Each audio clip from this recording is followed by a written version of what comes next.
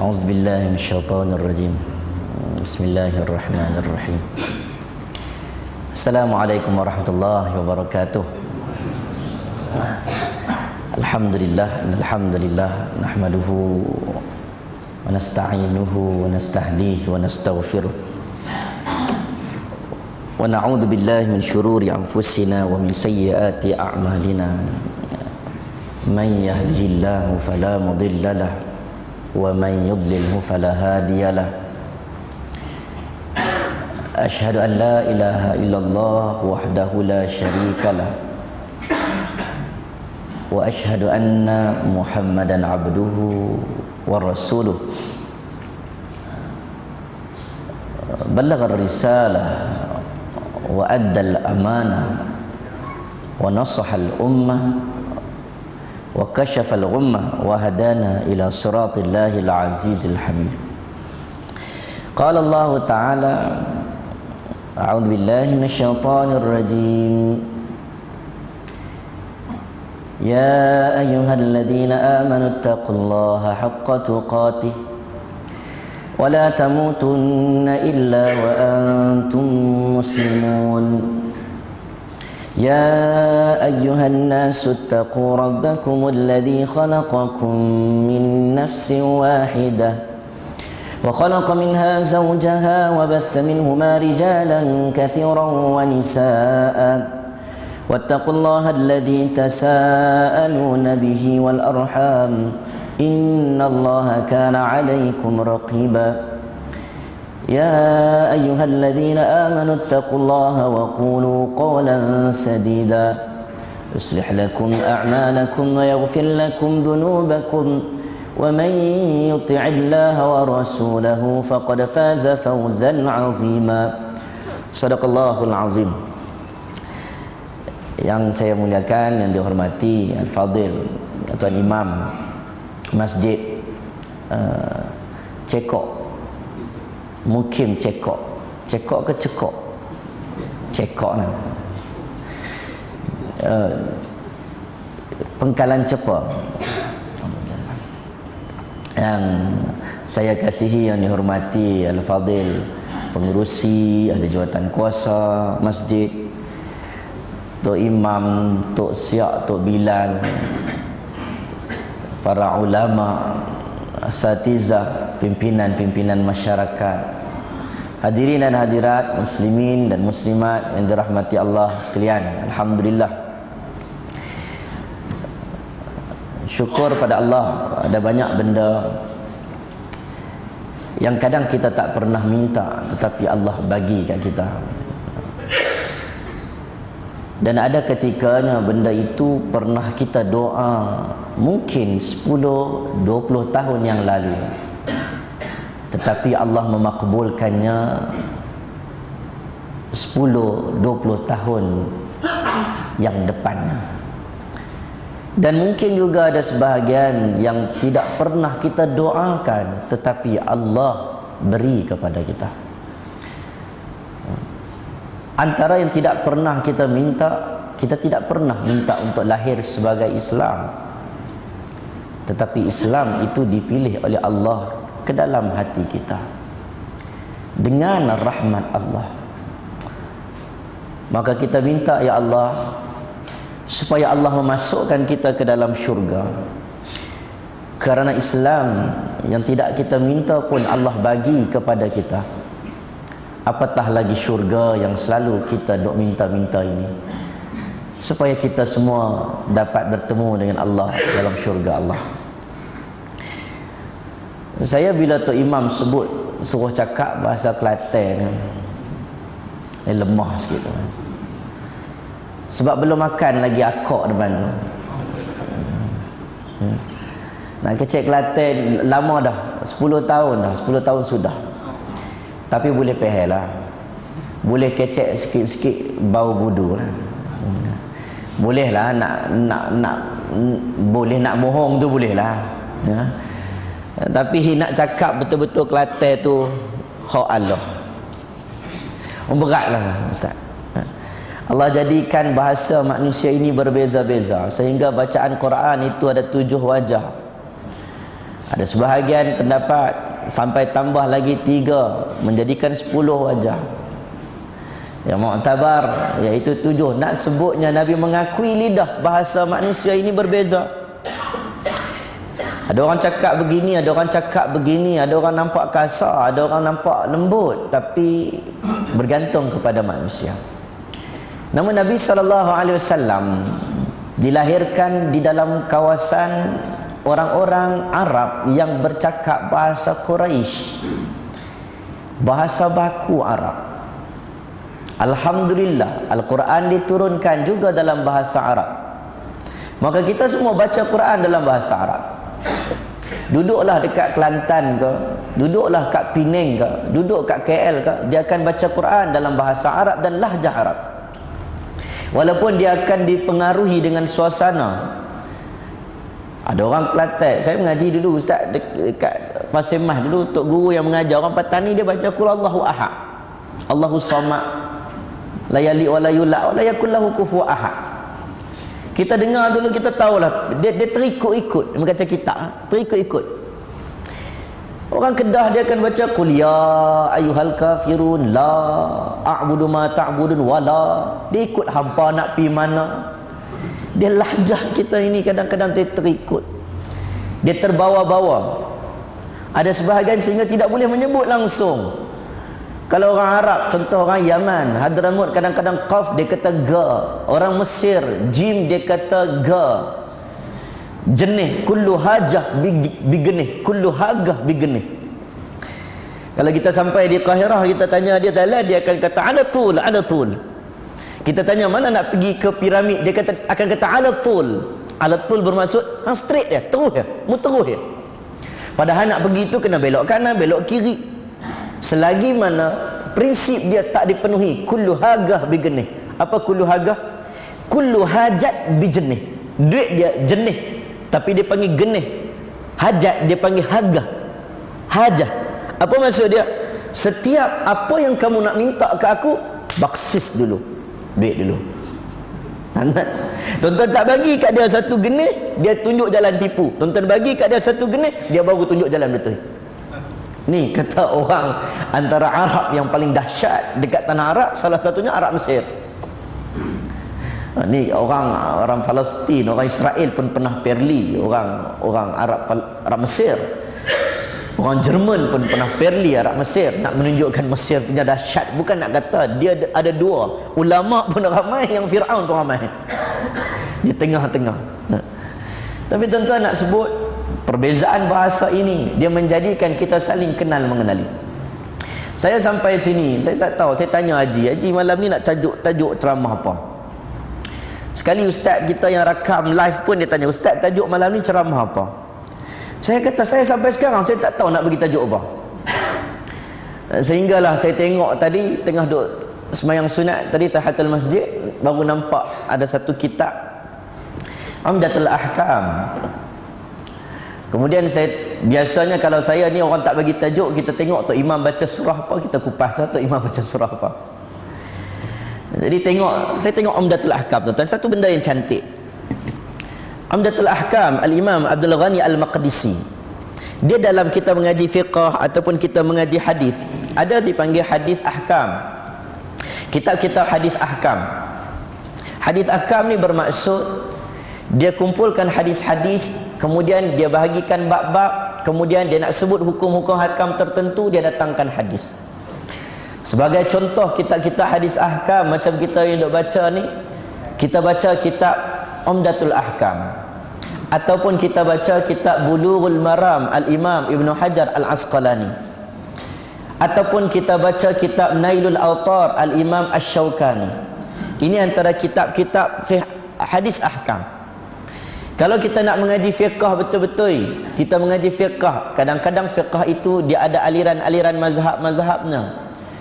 Kalau mazhab Abu Hanifah, dia ada bada'i' sana'i'.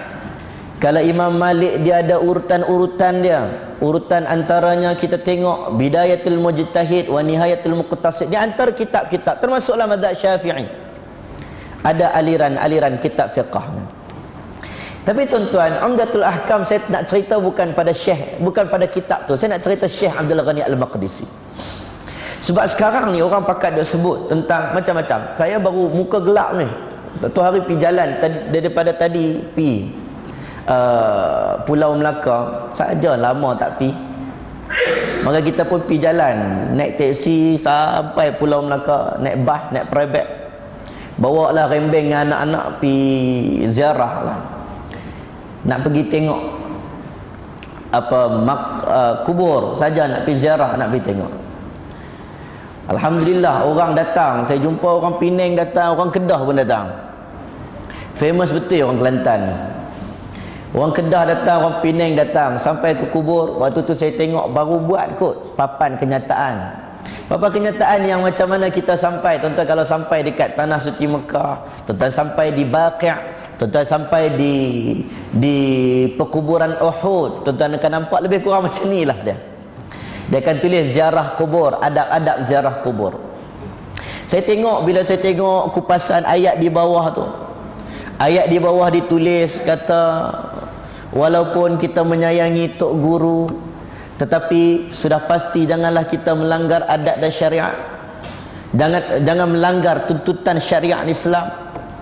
Maka ini pesanan daripada keluarga almarhum Tuan Guru. Waktu tu saya tengok, saya rasa mesti ada sesuatu. Kalau tidak, tak ada bini macam ni. Waktu tu saya teringat, orang ni macam-macam. Macam-macam orang. Orang kita tak boleh nak expect orang. Tuan-tuan, ada orang yang datang jumpa ustaz. Dia datang jumpa kita, dia tengok muka kita, dia kata, "Ustaz, saya nampak ustaz tenang ya." Padahal ustaz tu serabut. Ada orang ni, dia punya expectation dia. Tuan-tuan, ada orang datang, dia tengok muka ustaz, dia kata, "Ustaz, sejuk perut mak mengandung." Makcik-makcik dia selalu, "Sejuk perut mak mengandung." Kita tanya mak kita, "Mak, 5 orang adik-beradik, siapa yang paling senang sekali jaga?" Dia kata, "Hang yang paling teruk beranak." Tapi orang punya expectation orang. Sebab itulah ustaz dia tak boleh tipu orang. Dia sekali tipu memang orang akan benci dia sampai bila-bila. Sebab tu ustaz dia tak boleh main-main. Sebab orang takkan suka sekali dia buat benda tak kena. Sebab ada sebahagian orang yang betul-betul dia rasa macam dia jahat. Dia rasa orang tu terlalu baik bagi dia. Tuan-tuan, Abdul Ghani Al-Maqdisi yang saya nak sebut ni, dia ulama. Maka dia ni orang yang istiqamah. Istiqamah mengajar anak-anak murid dia hadis-hadis. Kisah yang masyhur kalau sebut tentang dia, orang akan sebut tentang karamah. Ini karamah. Bila cerita tentang karamah, dia ada mukjizat, ada irhas, ada karamah, ada ma'unah. Ini benda-benda yang khawariqul adah, berbeza dengan adat. Beza yang mencari adat, berbeza. Kadang-kadang tak boleh, orang tak boleh expect boleh jadi macam ni, tapi dia jadi. Maka bagi orang yang dimuliakan oleh Allah, Allah nak memuliakan di hadapan makhluk. Kalau untuk orang-orang biasa, maka Allah akan berikan karamah kepadanya. Salah satu yang diceritakan oleh dalam kitab, diceritakan tentang Abdul Ghani Al-Maqdisi, pengarang Umdatul Ahkam. Tuan-tuan, kalau kita baca para ulama, apakah karamah dia? Orang suka cerita. Tuan-tuan baca Tazkiratul Huffaz, tuan-tuan baca Imam Az-Zahabi sebut, tuan-tuan baca Syiarul Alam An-Nubala. Kadang orang suka cerita apa karamahnya yang pernah diceritakan. Maka diceritakan Abdul Ghani Al-Maqdisi, dia masuk dalam masjid, dia pakai jubah. Kadang-kadang dia pakai jubah 2 lapis tu, yang macam ada satu tok imam, tok khatib kadang pakai. Kan tok imam kadang-kadang pakai. Tuan-tuan tengok Masjidil Haram pun kadang dia pakai 2 lapis, dia pakai kot luar. Satu jaket macam jubah. Maka Abdul Ghani Maqdisi dia masuk dan dia mengajar. Tengah-tengah dia mengajar, habis-habis dia mengajar, dia tengok seorang anak murid, dia berkenan dengan anak murid ni. Kemudian dia buka jubah dia dan dia sarung kepada lelaki ni. Bila dia sarung kat lelaki ni, maka lelaki ni pun dia terkejut dan dia cerita kat semua orang. Apa yang dia ceritakan? Dia kata, "Aku ni bila Syekh masuk ke depan, benda pertama yang aku lihat ialah jubah Syekh. Dalam hati aku teringat peristiwa Nabi SAW dalam Sahih Bukhari. Peristiwa Nabi SAW yang teringin kalau boleh nak balut badan Abdullah bin Ubay bin Salul. Ketika mana Abdullah bin Ubay bin Salul, istaghfir lahum aw la tastaghfir lahum, tastaghfir lahum 70 marrah falan yaghfirallahu lahum. Allah kata tak boleh nak minta ampun untuk orang yang munafik dari sudut akidah. Dia beza munafik sifat dan munafik akidah. Ini Abdullah bin Ubay bin Salul, kau nak minta doa kat dia keampunan tak boleh. Tuan-tuan nak minta doa kat asing boleh tak bagi hidayah? Boleh. Ya Allah bagilah asing hidayah, boleh. Ya Allah bagilah Rafi hidayah, boleh. Tuan-tuan pergi kedai dia, tuan-tuan beli barang, dia kata, oh, tapi orang Cina sini boleh cakap Kelantan. Saya Mamak Penang, sebab tu tak boleh.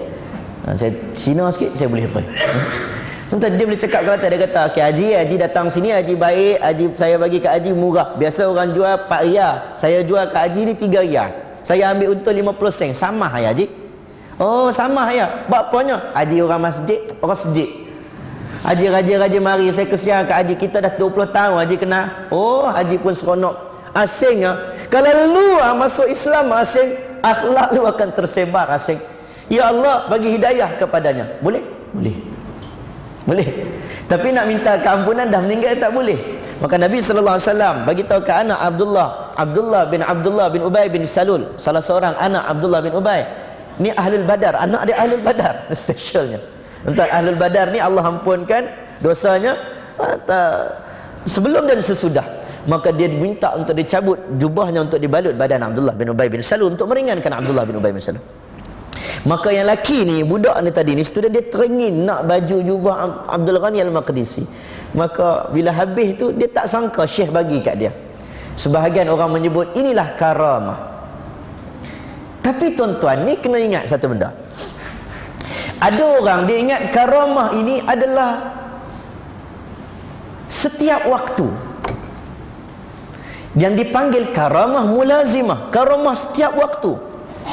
Baru-baru ni, taklah baru, lebih kurang setahun 2 tahun sudah, Jabatan Agama Fatwa Kebangsaan Panel Akidah baru ni di Melaka ada 2 orang yang dipanggil yang melakukan teknik bedah secara batin. Tuan-tuan pernah dengar bedah batin? Bedah batin ni, bedah. Dia masuk dalam satu bilik, letak katil, kemudian letak pesakit. Kalau dia nak sembuh, macam mana dia nak berubat, dia akan buat gaya macam pegang gunting, macam pegang pisau, macam sedang potong. Dia buat gaya, tapi kok luak. Tuan-tuan faham tak kok luak? Kok luak perut ni, perut tak kena apa, tapi dia duk buat dengan tangan semua. Dan bukan sikit yang sembuh, ramai yang sembuh. Bukan sikit yang sembuh, ramai yang sembuh. Maka dipanggil oleh Jakim. Waktu dipanggil oleh Jakim datang, maka yang tanya macam mana tuan boleh berubat dalam keadaan khawariqul adah, pelik ni, pelik. Lalu dia pun jawab, ini merupakan anugerah Tuhan kepada kami. Jawapan tu sedap lah. Jawapan sedap, betul lah. Anugerah Tuhan, ya, anugerah Tuhan. Anugerah Tuhan tu apa maksudnya? Tuan faham, ahli sunnah wal jamaah menerima karamah. Ya, ahli sunnah wal jamaah terima karamah. Tapi karamah macam mana? Dia kata, ini karamah Allah kurniakan untuk kami. Tuan-tuan, bila ditanya, adakah benda ini berlaku setiap hari? Dan dia pun jawab, ya, berlaku setiap hari. Karamah ini berlaku setiap hari. Akidah ahli sunnah wal jamaah bila part ini habis. Dia tak boleh berlaku setiap hari. Karamah ini kadang-kadang berlaku. Abdul Ghani Al-Maqdisi, dia tiap-tiap hari dia tak masuk kelas ya. Anak jubah kan? Ada. Dia bukan setiap hari datang, dia datang sini, aku tahu. Tok Moh, saya nak cerita kat Tok Moh satu benda. Dah tak payah cerita, aku dah tahu dah. Dia bukan setiap hari. Kasyaf itu pun berlaku kadang-kadang. Ada ketikanya. Inilah karamah, bukannya setiap hari. Maka tuan-tuan kena faham jelas dan faham maksud ini, supaya orang tak salah faham. Orang sebahagiannya yang tolak terus karamah.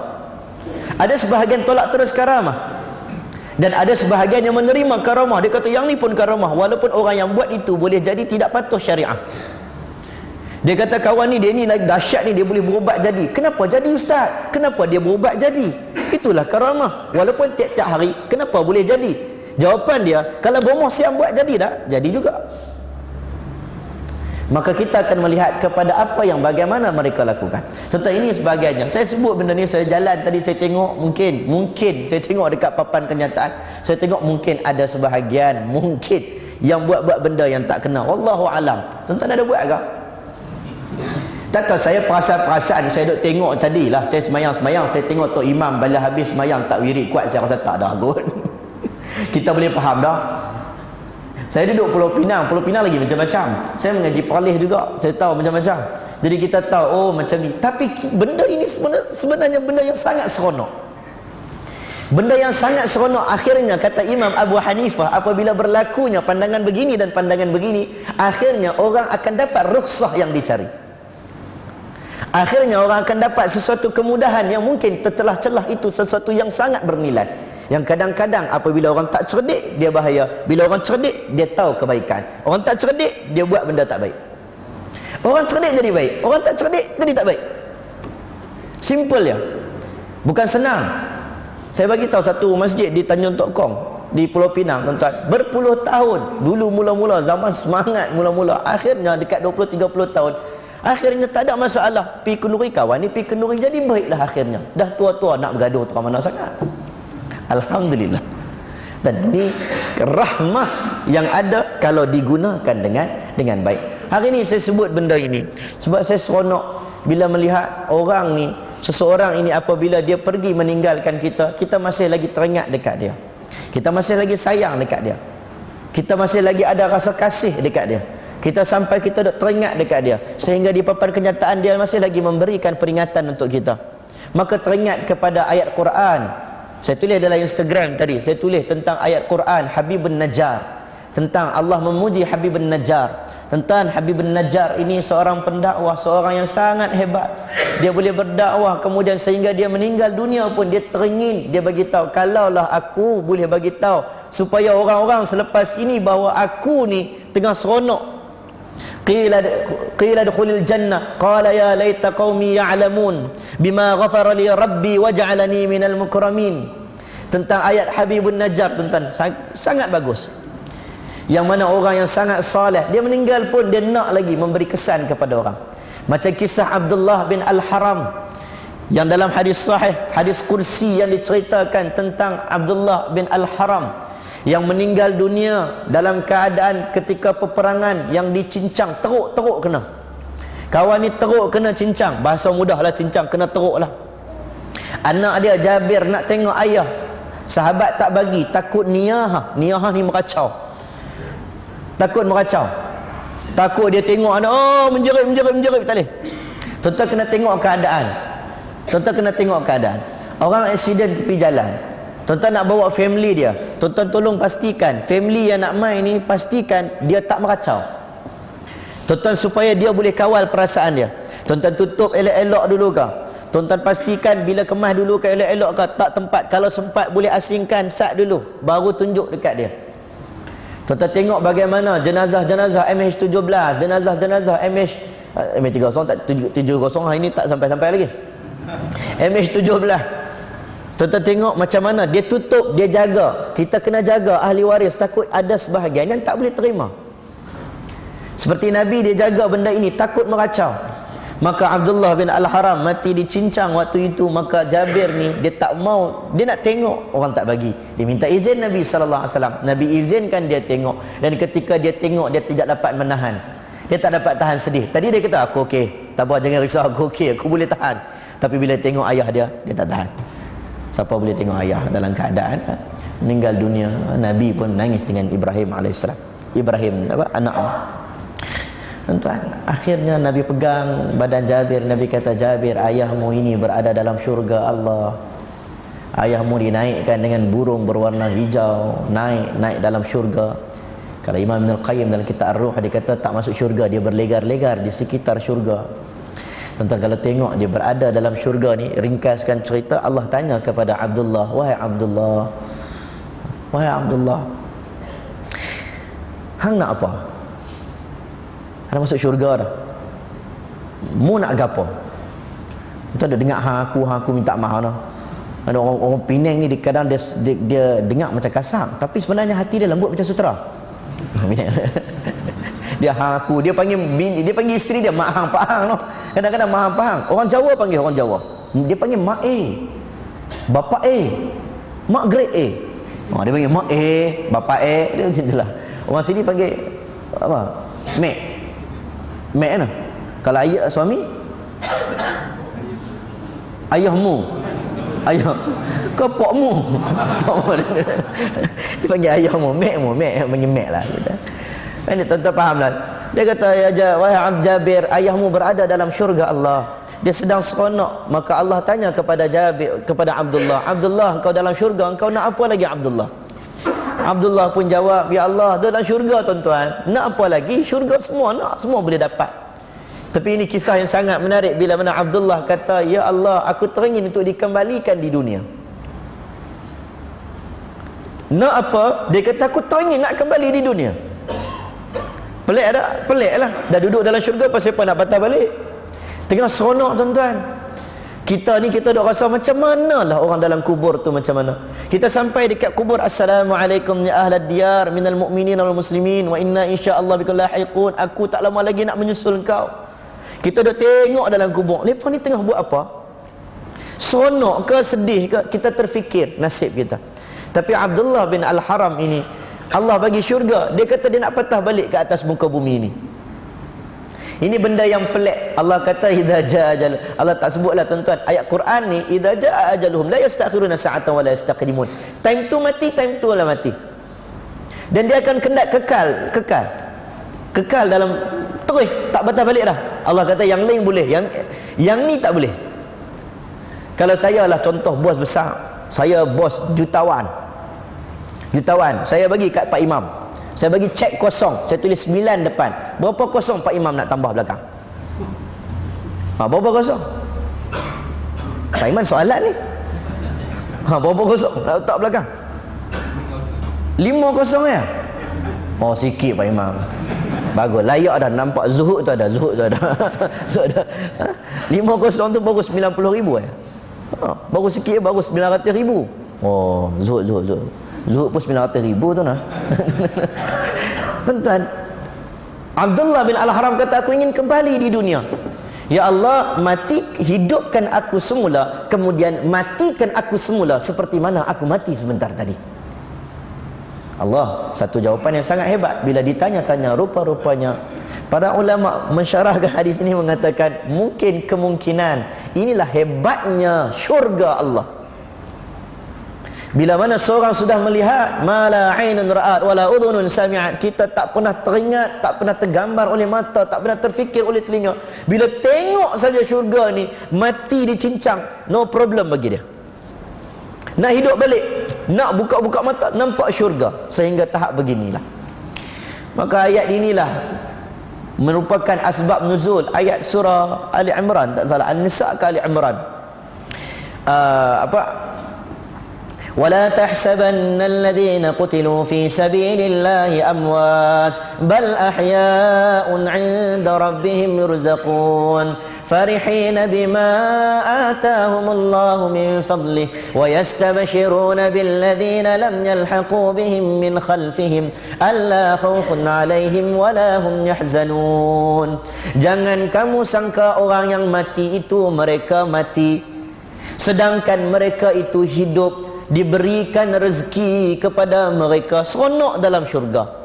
Dia tengah seronok dalam syurga, farihina bima atahumullahu min fadlih wa yastabshiruna billadina lam yalhaqu bihim min khalfihim. Dia kata ke Allah, ya Allah, kalau engkau tak boleh hidupkan aku semula, kemudian engkau tak boleh nak hidupkan aku dan mematikan aku semula macam dulu. Bukan Allah tak boleh, tapi Allah tak mau buat. Kalau tak boleh, ya Allah, tolonglah beri khabar gembira ini kepada orang selepas aku ini. Kata aku sedang seronok. Siapa orang selepas dia? Kita semua. Kita semua. Tuan-tuan, saya nak sebut benda ini. Orang-orang yang saleh. Sehingga sekarang kita tengok sampai hari ini, kadang-kadang ada orang yang kadang-kadang mati dia itu menggembirakan kita. Bukan menggembirakan kita, kita seronok dia meninggal, tak. Kita masih lagi rasa tenang dengan kematian dia. Kita rasa Allah mungkin redakan dia. Tuan-tuan sampai di perkuburan Uhud, sampai di Baqi'. Tuan-tuan tengok bagaimana syuhada Uhud. Nampak rata saja tanah. Orang sebut tu kubur Mus'ab bin Umair. Mungkin sebahagian mengenal pasti mungkin itu kubur Mus'ab bin Umair. Ada sebahagian ulama mengenal pasti mungkin itu kubur Sayyidina Hamzah, diletakkan tanda. Yang lain semua tak dapat dikenal pasti, tak tahu. Tapi tuan-tuan, kita duduk, kita rasa bandingkan kita ini, ya Allah. Tuan-tuan nak bandingkan kita ini bagaimana dengan sahabat Nabi. Jauh pangkal kita. Muawiyah bin Abi Sufyan, tuan-tuan. Muawiyah ni sahabat Nabi, namanya cukup buruk. Dalam sejarah ni macam-macam keburukan tentang Muawiyah bin Abi Sufyan. Sedangkan dia orang saleh. Dia ni Muawiyah ni tuan-tuan, dia gemuk sikit. Dia pakai duduk atas, baca khutbah pun kadang baca khutbah atas kursi. Tapi nak sebutnya, apabila Al-Imam Taqiyuddin As-Subki nak cerita para ulama nak membandingkan Imam Asy-Syafi'i dengan Muawiyah bin Abi Sufyan. Tentang Imam Syafi'i ini ramai orang suka. Sampai sekarang sebut Imam Syafi'i ini Allah orang sayang. Namanya harum di kalangan ahli sunnah wal jamaah. Namanya harum. Nama imam-imam lain pun harum. Imam Abu Hanifah, Imam Malik pun harum juga. Tapi bila sebut Imam Syafi'i ini, Imam Syafi'i ini orang semua sebut Allah Ansarus Sunnah, orang yang hebat. Orang yang hebat. Tapi Imam Syafi'i bila dibandingkan dengan Muawiyah bin Abi Sufyan yang difitnah, yang dikatakan macam-macam ini, orang nak buat bandingan. Walaupun Muawiyah bin Abi Sufyan itulah yang selepas daripada Ali bin Abi Talib, Muawiyah take over. Nabi sebut khilafah 30 sanah, 30 tahun. Khilafah ini 30 tahun. Kemungkinan khilafatul Rashidin ini 30 tahun. Bermaksud Nabi wafat 11 Hijrah, Ali wafat 41 Hijrah. Kena dah 30 tahun tu.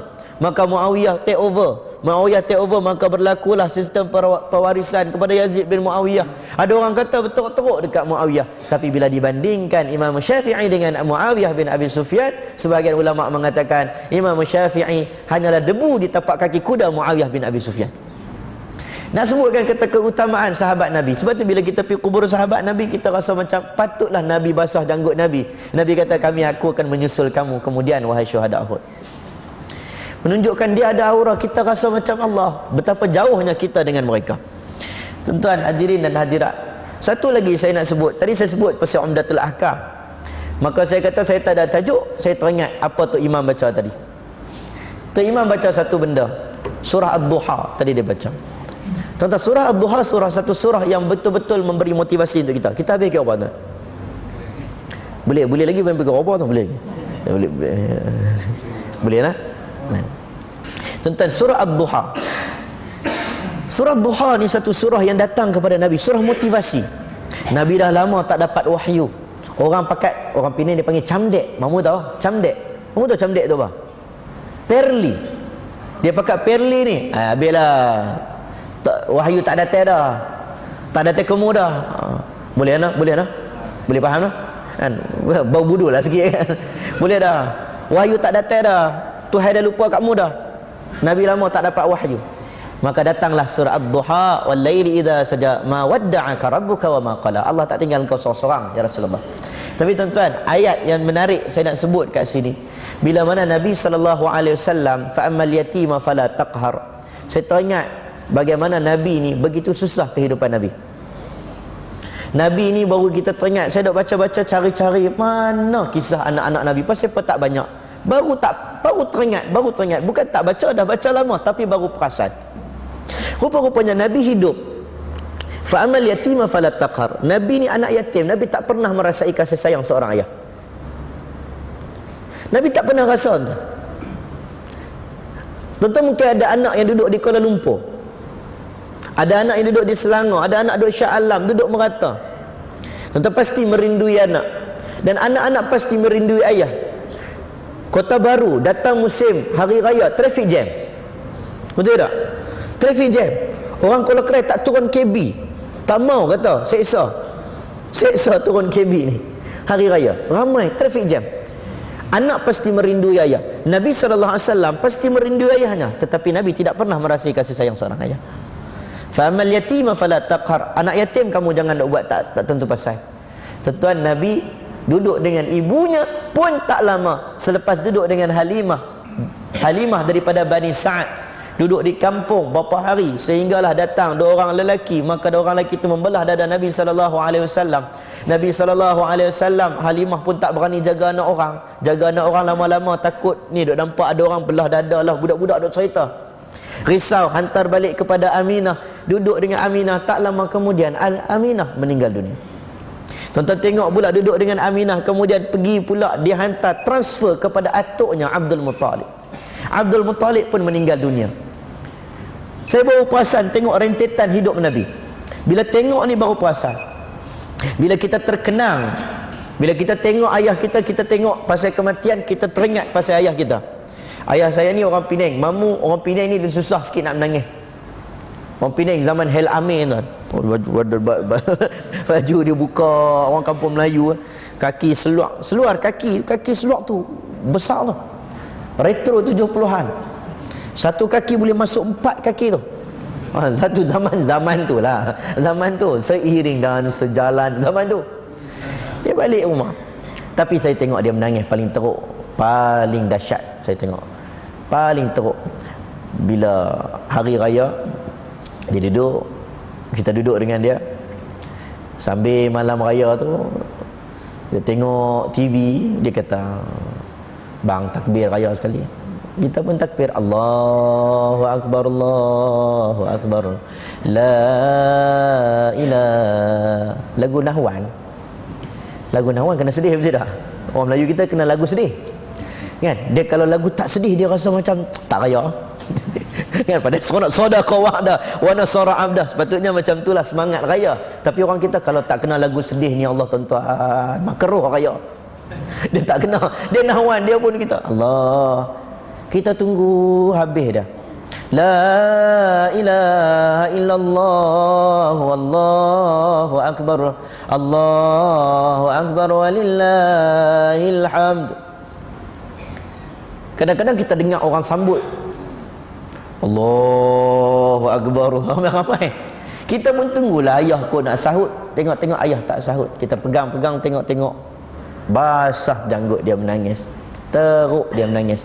Pegang ayah kita, kita dengar apa dia nak sebut. Dia sebut, inilah raya yang pertama Abah raya tanpa Tok Wan Hang. Raya pertama yang dia raya tanpa ayah. Dia menangis punya teruk. Waktu tu saya faham bagaimana orang yang hilang ayah dia. Ayah dah tak ada. Baru kita tahu, tengok-tengok Nabi ni memang orang yang mana tak pernah rasa kasih sayang seorang ayah.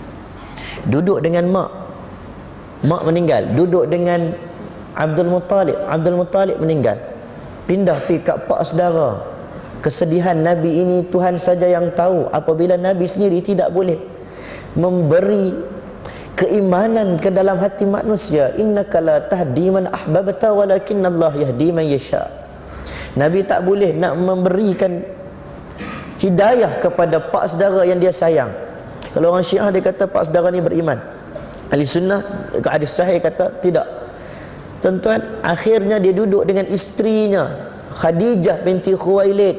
Khadijah hartawan yang sangat hebat, orang yang kaya raya. Tapi bila kahwin dengan Nabi SAW, sebahagian pendapat kata dekat badannya ada berpuluh-puluh kesan tampalan di jubahnya. Dia tak komplain kat Nabi SAW. Dia tak komplain. Bila zaman kesedihan, orang stop bisnes, orang tak bagi buat bisnes, dialah ada dengan Nabi SAW. Maka Nabi merindui Khadijah. Sebab itu Nabi kata, aku rindu orang Mekah. Sahabat tanya siapa dia, Nabi tak jawab. Nabi kata, aku rindu orang Mekah. Bila masuk zaman Fathul Mekah, pembukaan kota Mekah, Nabi singgah Ma'la, maka sahabat faham yang Nabi sebut Nabi rindu orang Mekah itu adalah Khadijah binti Khuwailid. Orang tak mau kat Nabi, dia mau kat Nabi. Khadijah ni tuan-tuan, sebahagian riwayat kata sampai dia kurus keding ni, jaga Nabi sampai kurus. Nabi papah dia, dialah orang pertama yang berada dalam dakapan Nabi ketika Nabi mendapat wahyu.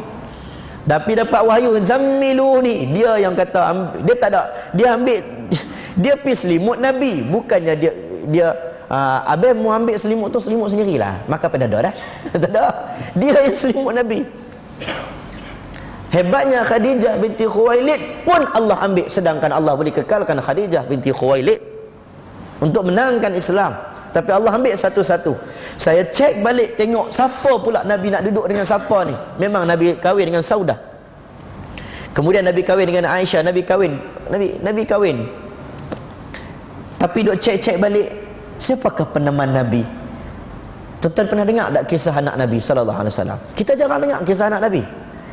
Kita pernah dengar hadis sahih ketika mana diceritakan dalam telinga sebelah kanan Fatimah senyum, serta belah kiri Fatimah sedih. Tanya Fatimah, kenapa engkau sedih? Kenapa engkau senyum? Dia kata, mula-mula Nabi bagi tahu, Nabi dah tak lama dah dia sedih. Kemudian Nabi bagi tahu, engkau lah orang pertama yang akan menyusul aku. 6 bulan lepas Nabi wafat, Fatimah meninggal dunia. Dia seronok, ni senyum, ni sedih. Orang tanya, kita baca hadis ni, kita tengok, mana pi anak yang lain? Kenapa hanya Fatimah? Rupa-rupanya semua anak Nabi ni, Nabi pernah merasai pemergian mereka sewaktu Nabi masih hidup. Tengok, kena ni, Nabi ni punya dahsyatnya Nabi. Bila kita buka ayat Quran, baru kita tahu.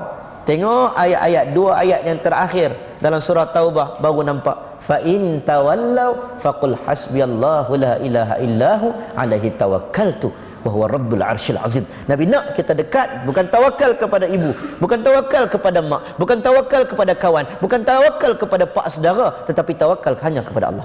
Nabi ditarbiah direct oleh Allah Subhanahu wa taala. Tuan-tuan, ni orang yang dekat dengan Allah ni, hasbunallah wa ni'mal wakil. Orang yang dekat dengan Allah, dekat, dia begitu hampir, dia tak kisah apa pun, dia tak hilang. Nabi tak hirau, Nabi tak kisah hilang dunia daripada tangannya. Ni orang yang kita pun tak boleh nak cerita dahsyatnya Nabi sallallahu alaihi wasallam. Walaupun ada para ulama, kita tengok kisah-kisah para ulama, ada sebahagian ulama, Al-Imam Sya'rani contohnya, tuan-tuan, dia ni orang yang didatangi oleh perdana menteri datang jumpa dia. Sultan yang dia tak pergi jumpa, perdana menteri, gubernur ramai datang minta ziarah, minta nasihat Imam Sya'rani.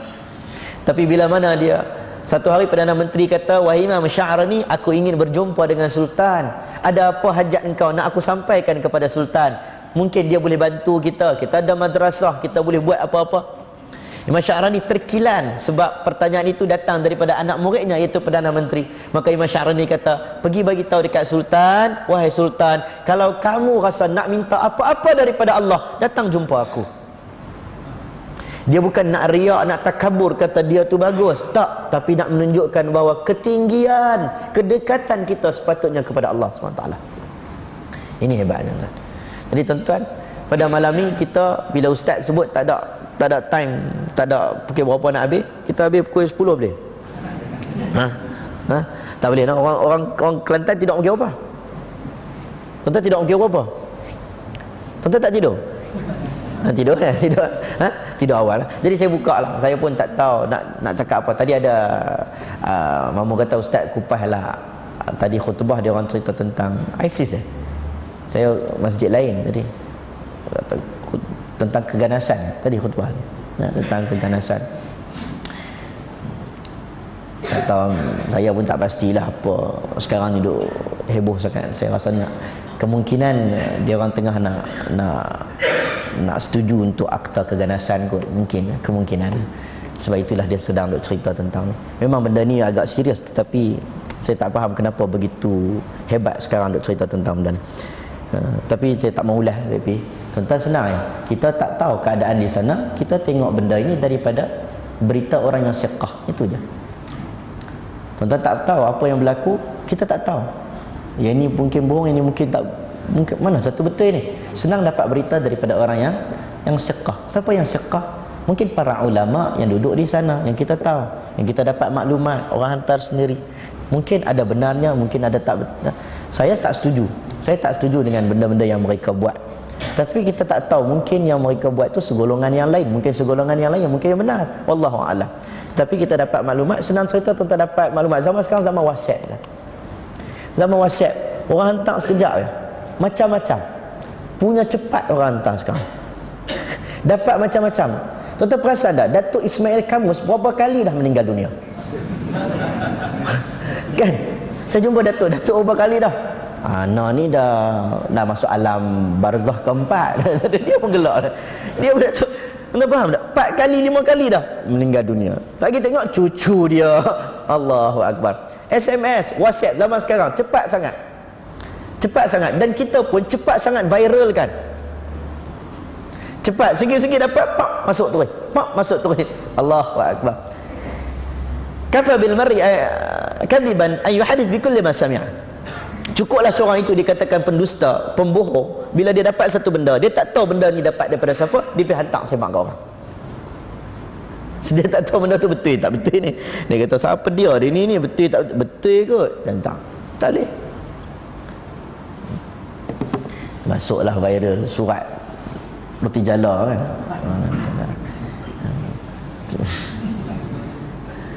Silap sebut kena kupas kan. Ya, ni soalan ke ni? Oh, soalan aku. Keliru juga. Saya sebenarnya secara peribadi lah, saya tak buku penulisan buku, ada sebahagian penulisan buku yang ditulis oleh penulis sendiri. Okey. Ada penulisan buku tulis oleh penulis sendiri, ada sebahagian buku yang ditulis oleh editor. Ada sebahagian orang dia ambil, dia tengok kita ceramah, dia tulis apa yang kita ceramah. Saya tertarik dengan satu komen. Tuan-tuan kenal tak seorang ustaz yang baru ni? Dia kena tangkap kat Negeri Sembilan, Nasai Hanafi. Nama apa ustaz tu? Kami panggil Napuk dia. Nasai Hanafi. Dia pernah kupas benda ni lama dah, waktu tengah isu tengah panas, dia pernah kupas. Dia sebut tentang kalau mungkin saya tahu kat sini ada pensyarah hadis, tentang dia boleh kupas sebab roti ni macam-macam. Bahasa Arab kita nak terjemah payah tuan. Nak terjemah roti apa ni? Roti sardin ke? Roti jala ke?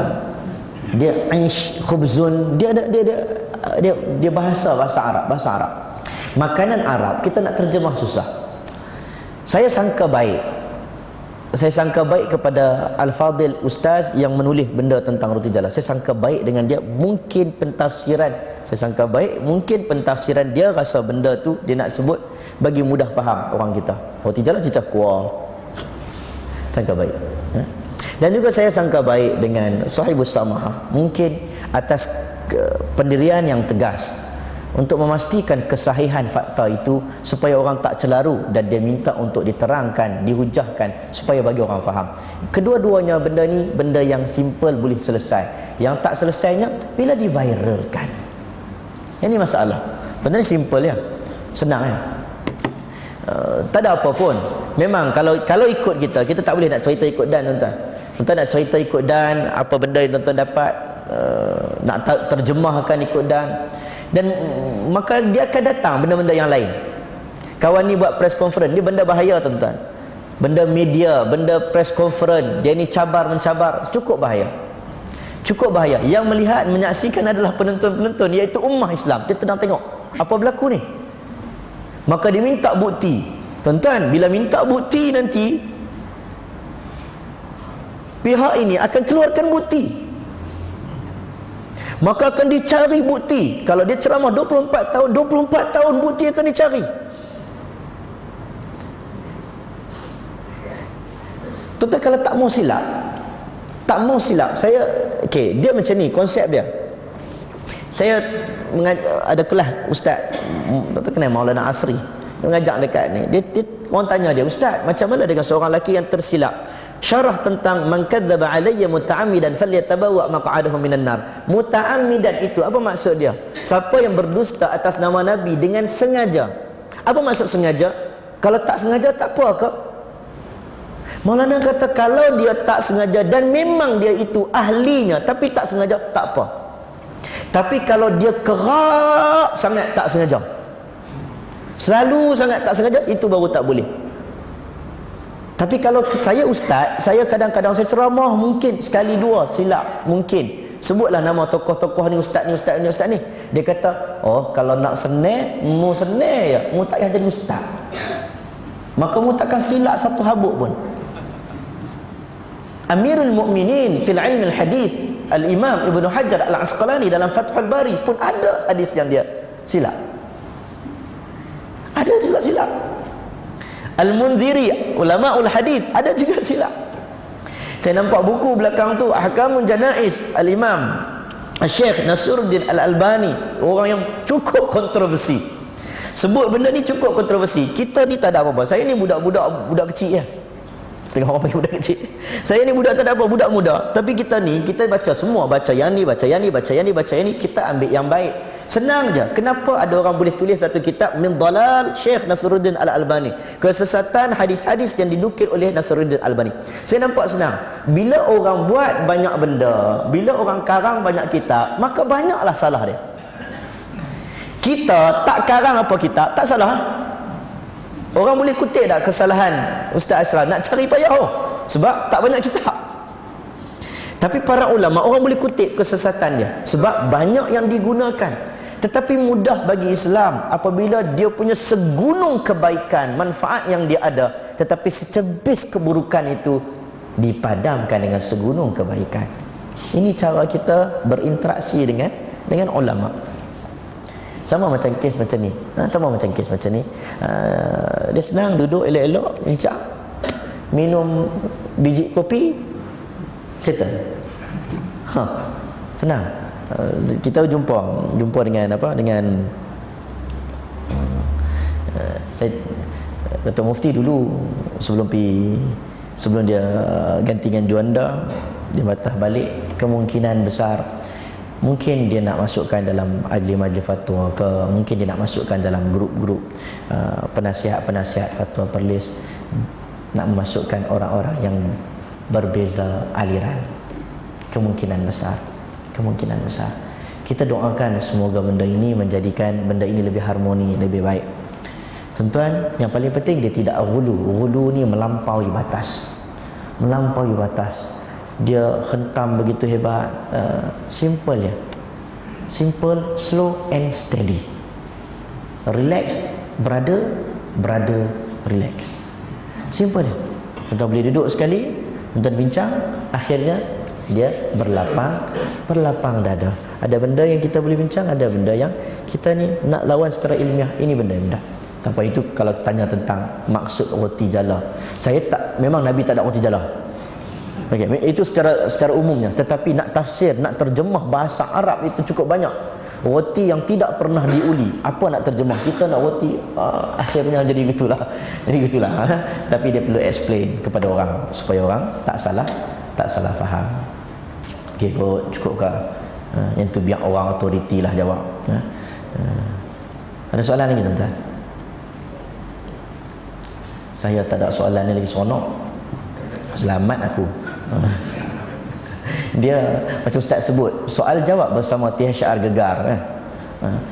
Nak jawab ni fatwa tuan-tuan, bukan boleh kita jawab ikut suka.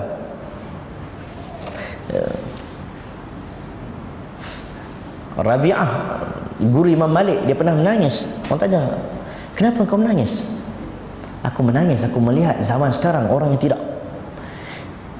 yang tidak benar-benar mahir menjawab segala persoalan yang ditanya. Menangis. Al-Imam Ibnul Jauzi, dia komen benda ni. Dia kata, itu zaman Imam Rabi'ah. Zaman orang yang hati bersih, orang yang baik, dekat dengan Allah.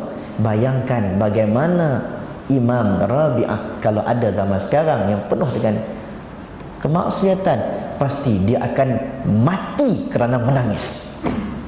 Sebab itu kita bila baca, kita nak baca jawab soalan THR Gegar ke apa, kita pun baca rujuk fatwa. Baca fatwa ini, tapi tak boleh lah sebut semua fatwa Mustafa Zarqa. Panjang cerita pula. Orang dalam TV, dia bukan, tuan-tuan, dalam TV radio dia tak boleh cerita menurut pendapat Asy-Sya'bi, menurut Musanna'ah Abu Syaibah. Apa dia ustaz? Betul, dia tak boleh begitu. Tuan-tuan cakap kat dia, khilaf. Ada orang tanya kita, ustaz, khilaf tu apa? Kita duk ceramah panjang, khilaf tu apa? Ustaz tak faham. Ya Allah Rabbi. Ada. Dan ini majoriti tuan-tuan. Tuan-tuan, dalam masjid ni kan ramai, luar masjid lagi ramai. Dalam masjid saya perasan hari ni datang lebih kurang 5,000 orang. Termasuk tak main lah. Tuan-tuan, kat luar ramai ke dalam masjid ramai? Luar lagi ramai. Dan luar itu bukan sikit. Dulu saya mengaji pengajian Islam, ustaz, saya nampak semua orang, apa dia ni buat macam ni, dia ni teruk betul lah, tak faham agama, tak mengaji ke dulu. Tapi bila kita dah keluar, kita tengok, Masya Allah, ada yang tanya kita, ustaz, saya nak tanya ustaz, saya anak 3, perempuan lah, ibu, anak 3, umur 30-an lebih. Dia tanya, ustaz, adakah wajib untuk saya mandi hadas, mandi junub selepas bersetubuh dengan suami saya? Saya tanya anak makcik berapa? 3 orang dah. Kenapa makcik tanya benda tu? Dak, selama ni saya belajar. Oi, dahsyat ni. Selama ni saya belajar, wanita hanya wajib mandi selepas suci daripada haid. Selepas bersama tak pernah. Masya Allah. Afallahu amma salaf. Semoga Allah ampunkan dosa makcik yang lalu. Ramai tuan-tuan tak tahu, ramai tak tahu. Kita dah ingat ramai tahu. Kita dah kata apa ni tak tahu ni. Seorang-seorang duk mula dekat, seorang-seorang duk mula dekat. Saya bagi semangat kepada tuan-tuan. Orang sekarang dia nak kepada agama. Saya cerita dekat masjid kemarin Alo Durian. Orang nak kepada agama. Semua pakat nak kepada agama sekarang. Kita tengok channel-channel TV, rating-rating, semua pakat orang tanya, kenapa buat time ni? Kenapa buat time ni? Orang tanya ni. Kenapa buat time 7.30 ni? Kami pergi semayang maghrib. Tuan-tuan, TV ni kalau rancangan agama dia tak tayang pukul 8. Pukul 8 orang tak tengok rancangan agama, orang tengok buletin utama. Dah, orang suka tak suka orang tengok. Sebab dia mainstream untuk berita. Tapi kalau rancangan agama pasang 7.30, bukan untuk tuan-tuan. Tuan-tuan tak tengok pun TV, tuan-tuan datang masjid. Yang tengok tu orang yang nak insaf. Sebab rating yang paling tinggi bila rancangan agama Astro Oasis TV Hijrah ialah ketika sampai waktu maghrib. Bila sampai waktu maghrib, orang akan tukar channel ke Astro Oasis dan Hijrah. Sebab waktu maghrib waktu insaf. Rating tinggi. Radio IKIM nak capai target yang tinggi untuk lawan Sinar, THR, untuk capai target, tak dapat tuan-tuan. Melainkan dia akan dapat rating yang tertinggi, pernah mengalahkan Sinar, Era dan Hot FM ketika bulan Ramadan, ketika nak buka puasa. Betul tak? Nampak tak tuan-tuan? Kita punya trend ni. Jadi target dia siapa? Target dia bukan tuan-tuan. Kalau bagi rancangan agama pun, tuan-tuan tak tengok buat apa nak tengok, baik tuan-tuan pergi mengaji kat masjid. Ni cara orang TV. Tapi orang sekarang dia nak kepada benda ni. Sebab tu bila saya dengar kata orang mungkin di kawasan Kelantan, mungkin tuan-tuan, mungkin saya tak tahu, ada sebahagian tadi haji seorang datang, ustaz, kalau ustaz boleh khutbah tengah hari ni. Saya kata tak boleh. Nak khutbah tajuk apa ustaz? Kalau boleh ustaz khutbah 2 benda. Yang pertama solat. Yang kedua Quran. Saya kata, "Oi, orang Kelantan lepas dah kot." Dia kata, "Dak ustaz, tak lepas lagi." "Dak ustaz, tak lepas lagi." Takkan orang Kelantan tak lepas kot? Dak ustaz, solat dengan Quran. Tolonglah ustaz kalau nak khutbah cakap bab tu. Dia kata takkan tak lepas. Tak aja. Oh.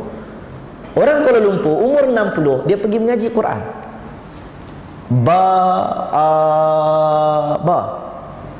Iqra 1 umur 60 tak malu.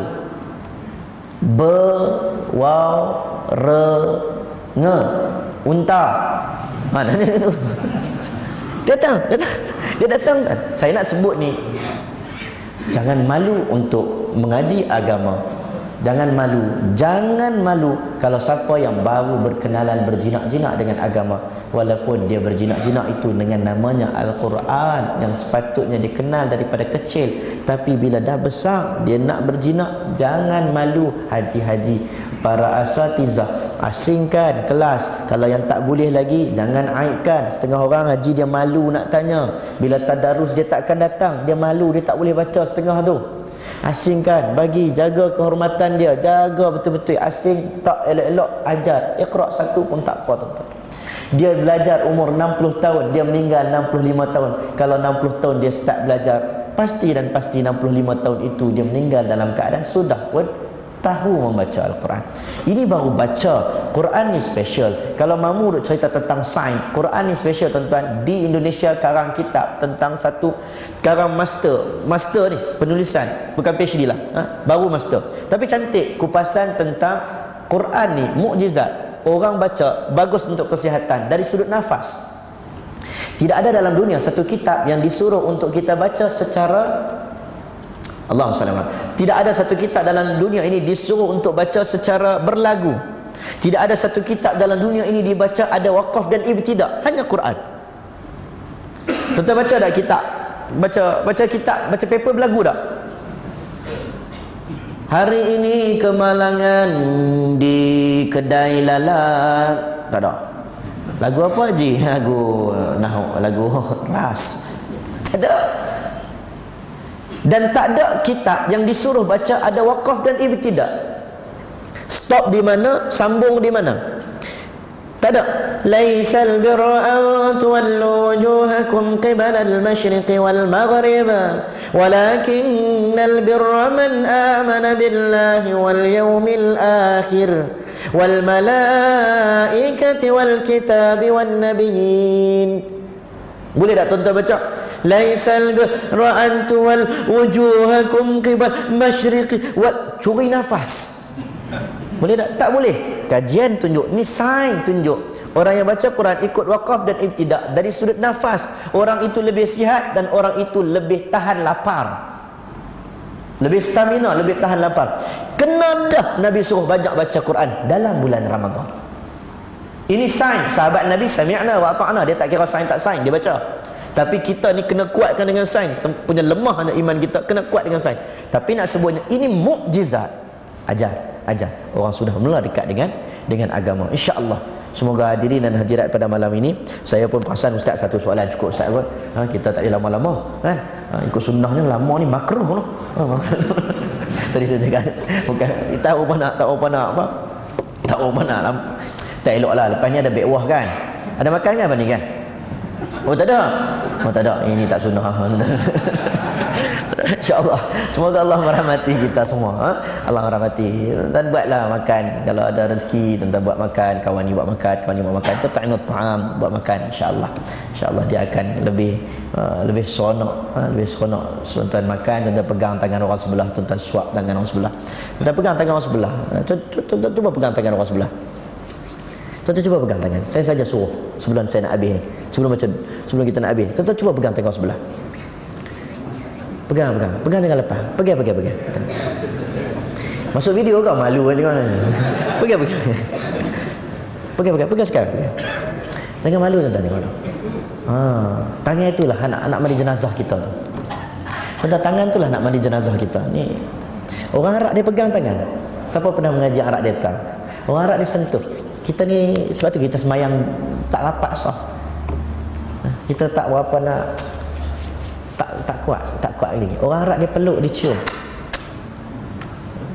Dia pegang janggut ni, gede. Dia Arab dia style. Kamu ustaz lagi gede. Ustaz jangan. Dia pegang. Kalaulah banjir berlaku sekali lagi, kita na'udzubillah min zalik. Tuan-tuan, tangan inilah yang nak suap kat tangan anak jiran, anak kawan, tangan kita ni. Salman Al-Farisi, orang Parsi, pergi ke negara Arab. Orang tanya, siapa ayah kamu? Dia jawab, Islam ayahku. Islam ayahku. Hilang warna kulit, hilang perasaan lain, hilang. Dia rasa kedekatan kita ini semua, kedekatan, insya-Allah. Semoga Allah jadikan hati kita semua ini kuat. Berbeza di sini, tidak turun di sini. Ingat, berbeza di sini, tidak turun ke sini. Dia tetap dalam keadaan harmoni yang sangat indah, insya-Allah. Allah akan merahmati kita kalau kita semua masih lagi bertegur sapa. Dan Allah cukup tidak suka orang yang 3 hari tidak bertegur sapa.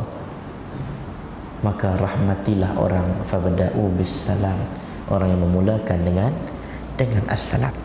Mohon maaf bila aku terkasar bahasa ataupun terkurang tak kena, salah dan silap mohon diampunkan. Ni buat live ke? Oh, live ya, ke rakaman. Kalau rakaman tu boleh tutup sikit. Saya Sri call saya. Ustaz Kazim pun kawan saya. Dua-dua orang kawan. Habislah. Tapi tak apalah, kita cakap pun kita tak ada intention apa-apa. Dan pada malam ni tuan-tuan merupakan malam penyampaian. Saya sebut sekali lagi, saya nak beritahu kat tuan-tuan, malam ni malam yang special sepatutnya untuk saya amamu. Tapi saya nak bagi tahu tuan-tuan lagi special. Malam ni malam penyampaian anugerah pendakwah. Pendakwah ni tak payah anugerah pun tak apa, tapi Yadim nak buat, tak apalah, bagus. Mungkin dia nak buat, nak bagi semangat. Wallahu alam. Ada pendakwah negara. Orang Kelantan salah seorang Dr. Basit. Ramai. Salah seorang lagi orang Kelantan, siapa yang dapat tak? Ada 2-3 orang pendakwah negara. Dia ada pendakwah muda, dia ada kategori dia. Yang nak bagi itu siapa? Datuk Seri Najib. Dia nak jumpa kita malam ni, tapi saya nak jumpa tuan-tuan lebih daripada dia. Betapa sayangnya saya kepada tuan-tuan lebih daripada kepada Rosmah. Saya sayang tuan-tuan ni, saya sayang betul lah. Dia tak ada apa ni orang politik, tapi sayang. Sonok. Saya kata tak boleh. Apa yang dijanjikan dengan orang itu lebih utama. Insya-Allah. Semoga Allah beri rahmat kepada kita di atas pertemuan ini. Maka senang nak datang ke Kelantan. Semoga Allah temukan kita lagi. Wallahu a'lam bissawab. Mohon maaf berlaku kasar satu kurang tak kena, salah dan silap. Semoga Allah mempertemukan kita lagi. Subhanakallah bihamdika asyhadu an la ilaha illa anta astaghfiruka wa atubu ilaik. Assalamualaikum warahmatullahi wabarakatuh.